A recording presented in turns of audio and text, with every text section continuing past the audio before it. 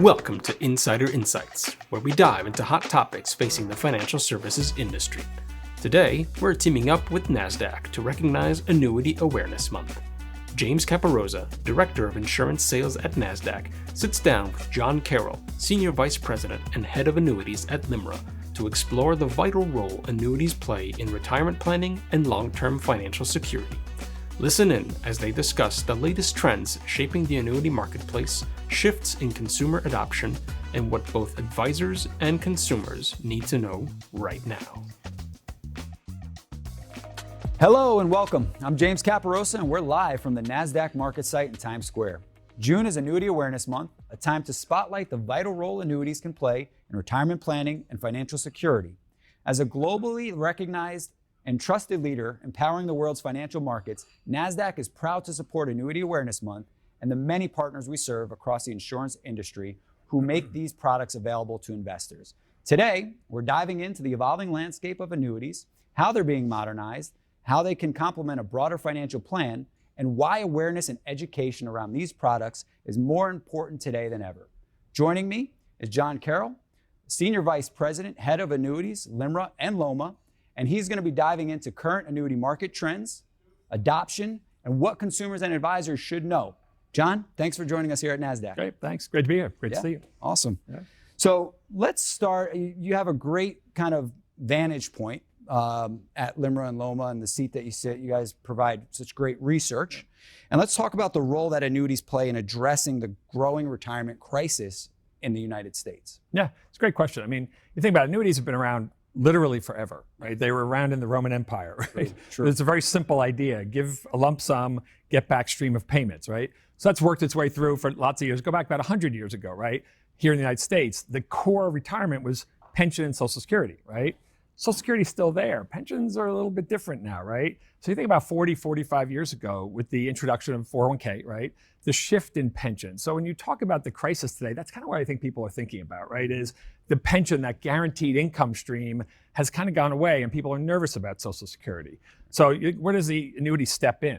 So the annuity steps in terms of, think of it in terms of who's retired today. They're living comfortably, right? However they define that, on pension and Social Security. Then, you get to and the baby boomers are still going through, and they have about 40% coverage of availability of a pension. But start looking out a little further. Gen X drops down to like 31% have a pension. Millennials is 24%. So 3 out of 4 do not have it, right? So now you have this giant gap. Yep. Where do you fill it with this kind of a pension-like product, a retirement income product? And that is where an annuity can fit in. That is what it's built to do, right? And again, we always say, we're one of the few things we can say the word guarantee. We can guarantee an income stream that you cannot outlive. So you think about that. And then the other part of this that I think is less, it's not quantifiable, but it's the peace of mind aspect, right? So our research shows people who own annuities across all wealth segments feel more confident in achieving their retirement lifestyle, retirement income, but also they're more confident in not running out of money. Right, they live to be 90 or 95, right? Everybody says we're all going to live to be 100. Yep. Well, if we do, right, you cannot run out of money. So you couple that income piece with that peace of mind, that's pretty powerful, right? And again, it's something I think the industry needs to do a better job. We should do a better job of playing up the peace of mind aspect of owning these as opposed to just the dollars and the numbers. Right. So you just, hit on a lot of great points, and I love the history lesson, right? Taking us back to Roman times, but that's so true. And, I think you nailed it with the crisis part with Social Security and pensions and things that have people concerned, which is a good segue into, okay, now what's the next 5, 10, 15, 20 years look like from a product innovation lens? Are there insights there that you might be able to share? Yeah, I think there's been a lot that's been happening, right? So annuities here in the States have been around for a long time. And it was generally fixed annuities and variable annuities, right? And they're pretty much on the extremes. What we've seen over the past 10 or 15 years is real innovation in the index annuity space, right? So again, let's start with RILA, registered index-linked annuities. 2011, they didn't exist, right?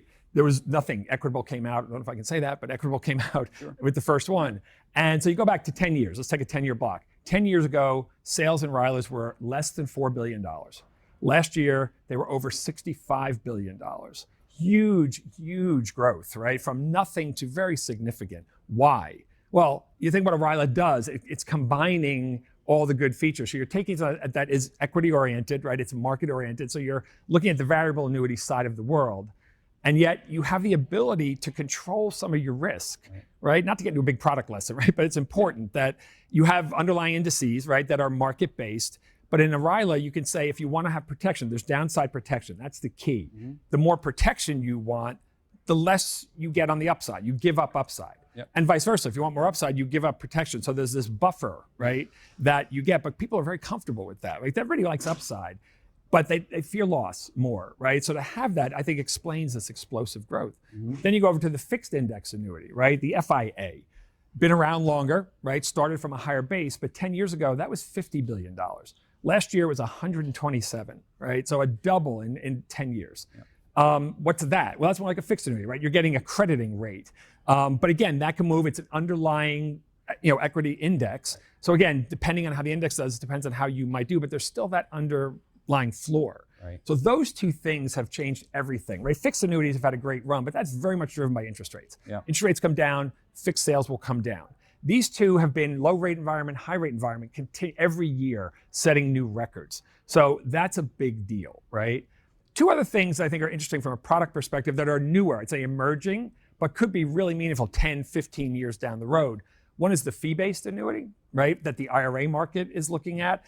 RIAs understand annuities. They are, but they don't fit their business model, right? No commissions, no upfront fees, no surrender charge. Well, the fee-based product, it's that, right? There is none of that. So, and again, it's very small, but we've seen that business double in the past 5 years, right? Now, it's only about $8 billion, but it's $8 billion, right? It was zero, 5 or 6 years ago. So that's something different. Then finally, something that's coming, and we've talked about this for decades, is the contingent deferred annuity, right? So that's stripping out the income feature and bolting it on to a portfolio. Could be indices, could be ETFs, could be equities, whatever. And I talked about this at one of my firms 20 years ago, right? But the technology wasn't there, the economics weren't there. Well, that's here today. And that's something you're going to see more and more of, certainly going into next year and forward, this ability to bolt on the income benefit and keep the assets with the advisor, keep them, don't have to give them up to the carrier. That's a big deal. So those are two, I think, that are still little, but could be very influential down the road. Great. I mean, great answer to the product innovation side of things. I think you really highlighted how carriers have adapted to, the changing needs of the consumer. And a lot of that, you touched on it earlier, is around the behavioral finance piece of it, and psychology of, making investors feel safe and comfortable. So are there best practices maybe that LIMRA sees in driving adoption at that product level with different carriers and products? I think so. I wouldn't say best practices, but what people do who are doing it well, it's a little different, right? Fair. Is they're really putting the annuity in the center of this whole discussion. So again, go back to what we talked about. It's been around forever, right? You have these challenges that are out there. Now it's saying, okay, what's retirement planning all about? Well, it's saying, okay, how much money do you have? What are your sources of income? Do you have a pension, or what's your Social Security?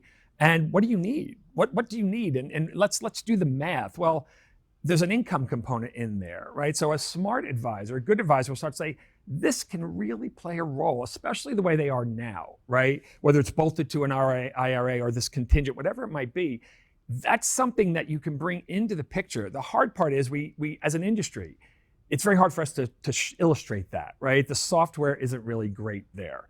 Getting better, still early. But they can show it, and they can show to people, hey, if we did this with this portion of your income, look at the retirement income stream, right? And what that can allow you to do is say, let's stay invested with the rest of your money. Let's not go to cash. Let's not go to short-term securities, because inflation and just pricing, inflation, and all different things can just eat you up over time. So we got to stay invested, but you have that peace of mind. So that's how people are using it and kind of embedding it into the retirement planning. I think one thing we're starting to hear a little bit more about, which is kind of interesting, is looking at it as an asset class, right? And really saying this is a separate part of the portfolio, whether it's for managing equity volatility or generating the income, it should be viewed somewhat separately, right? It's not this thing that sits over here by itself. It's part of your whole portfolio. And again, it can allow you to do different things inside of what you're trying to do. And then finally, just in terms of platforms, it is coming. There's a couple of major platforms out there that do now allow at least fixed annuities and single premium annuities to to be reflected. So it's a start. Yeah. That wasn't there at all before, right? So at least now you can show it, and you can apply that same illustration and bring in other products. It doesn't just have to be that. That's just showing what this can do for you.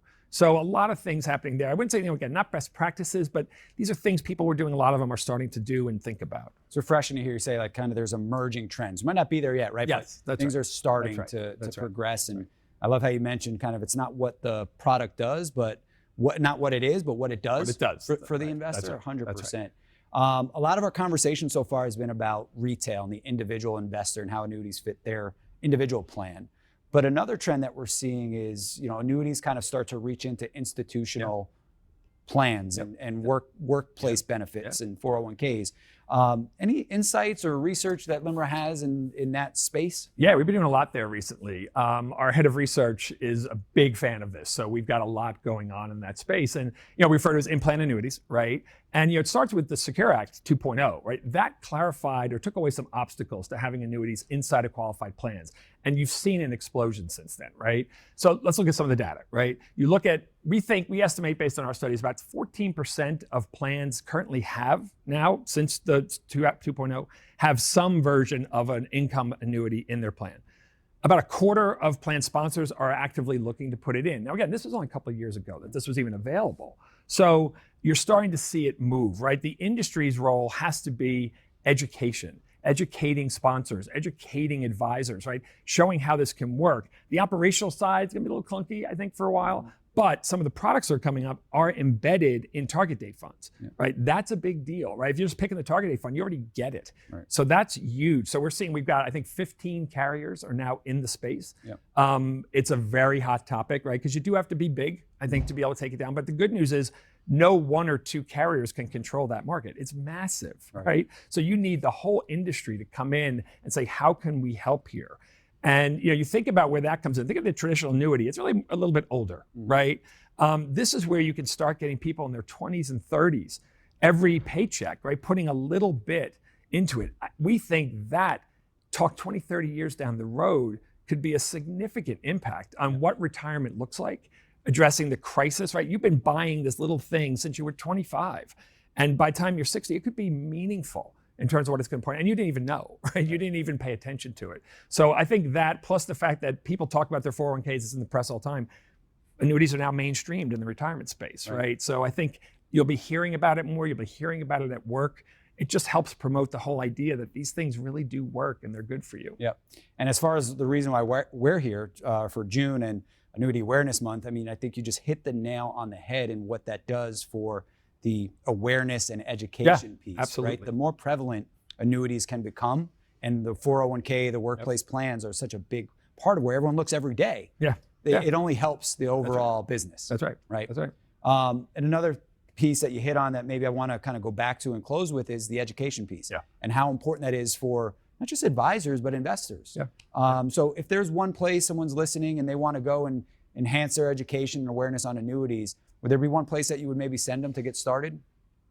We have some great stuff on our website, but we're not a consumer website. So it would really be at the carrier level. For advisors. Right? Yeah, for advisors, for carriers, some great stuff on there. Our partner trade associations have some good stuff on this. It's still new. There's not a ton out there. But we do have some really good in-depth research on in-plan, and from a plan sponsor, from a consumer, a participant, and from an advisor perspective. So we've done a lot of that. Yeah. I want to thank you. I think overall, LIMRA has done such a core piece of the research for the industry and stats. So the work that you guys are doing, thank you very much. Thank you. This is great. This was a lot of fun. So just to wrap up today's conversation, I'd like to thank John for joining us here at Nasdaq and helping to remind everyone of the critical role annuities can play in helping Americans secure a more predictable and dignified retirement. While a main focus of Annuity Awareness Month is education and advocacy, I hope you come away from this conversation feeling empowered. Empowered to ensure individuals, advisors, and institutions alike have the clarity and confidence to navigate today's evolving retirement landscape. Thank you for joining us in elevating this important conversation, and let's continue working together to build a stronger financial future for all. Thanks, John. Good. Thank you. Thanks for listening to LIMRA's Insider Insights podcast series. To hear future podcasts, subscribe at limra.com/podcast.